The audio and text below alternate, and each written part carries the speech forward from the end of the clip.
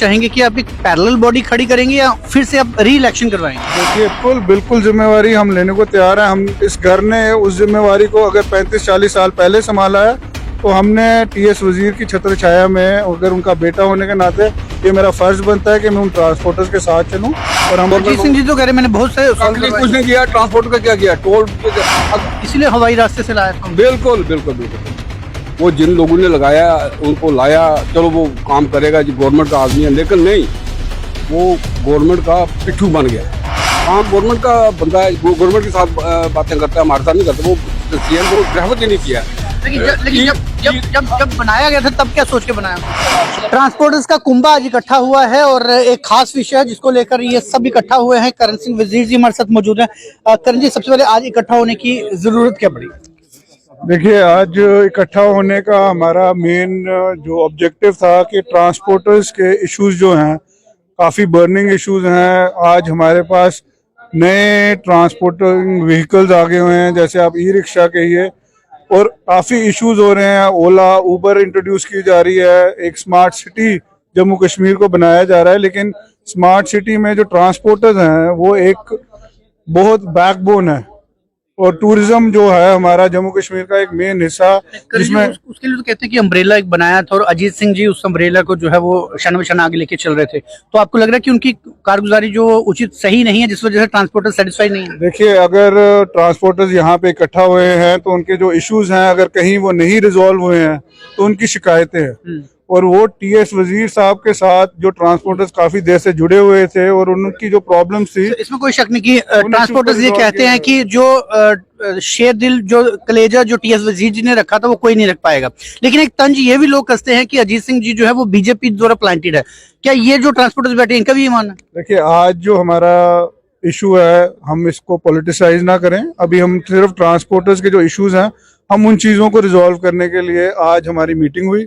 हमने मीटिंग में वो पॉइंट डिस्कस किए हैं। हम आगे उस अम्ब्रेला में जो प्रेसिडेंट हैं डिफरेंट ग्रुप्स के, उनके साथ बैठ के मैं इंडिविजुअली हर एक बात शेयर करना चाहूँगा, उनका भी ओपिनियन लेना चाहूँगा और इस चीज़ को हम इकट्ठा होकर आगे चलाना चाहेंगे। समझना चाहेंगे कि आप एक पैरेलल बॉडी खड़ी करेंगे या फिर से आप री इलेक्शन करवाएंगे? देखिए पैरेलल बॉडी या री इलेक्शन जो है that is with time, with due meetings that will have individually, और उनके साथ जब मीटिंग्स होंगी उसका क्या हमारा एक सोल्यूशन निकलता है उसके बाद हम आपके साथ शेयर करेंगे। अगर ये सारी जिम्मेवारी आपके कंधों पर छोड़ जाती है तो आप तैयार हैं उस जिम्मेवारी को? बिल्कुल बिल्कुल जिम्मेवारी हम लेने को तैयार हैं। हम इस घर ने उस जिम्मेवारी को अगर 35-40 साल पहले संभाला है तो हमने टीएस वजीर की छत्र छाया में अगर उनका बेटा होने के नाते ये मेरा फर्ज बनता है कि मैं उन ट्रांसपोर्टर्स के साथ चलूं और हम आगे भी उनके साथ चलेंगे। बिल्कुल, वजीर नाम ऐसा है जो ट्रांसपोर्टर्स के साथ शाना बशाना जुड़ा हुआ था और जब भी कोई दिक्कत आती थी तो ये कहा जाता था कि वजीर साहब को बुलाओ। अब शायद टीएस वजीर जी तो नहीं रहे, लेकिन करण वजीर जो है वो इस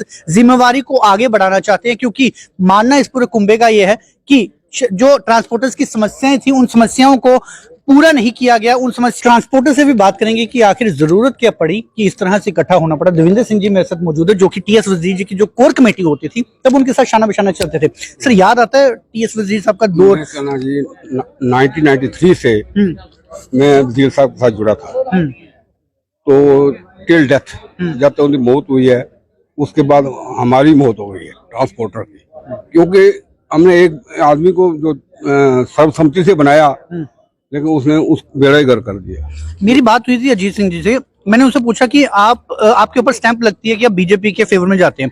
वो ये कह रहे थे कि जो एक्टिंग गवर्नमेंट होती है उसके साथ रल के चलेंगे तभी हमें कुछ मिलेगा। हम गवर्नमेंट हमें क्या देगी, उसके साथ जाएंगे, हम उसके साथ जाएंगे, हमारे ट्रांसपोर्टर को सुविधा देगा। आपको लगता है कि 4 साल हो गए मुझे ट्रांसपोर्ट में, 1970 में मैं ट्रांसपोर्ट में आया था, 53 साल हो गए हैं, लेकिन मैंने आज तक ऐसा कोई चेयरमैन नहीं देखा है। आपको लगता है टीएस वजीर सब अड़ जाते थे इसीलिए? टीएस वजीर तो हीरा था, हीरा ट्रांसपोर्टर को, जो ट्रांसपोर्टर की बदकिस्मती से वो हीरा हमसे खुश गया, बस दैट्स ऑल।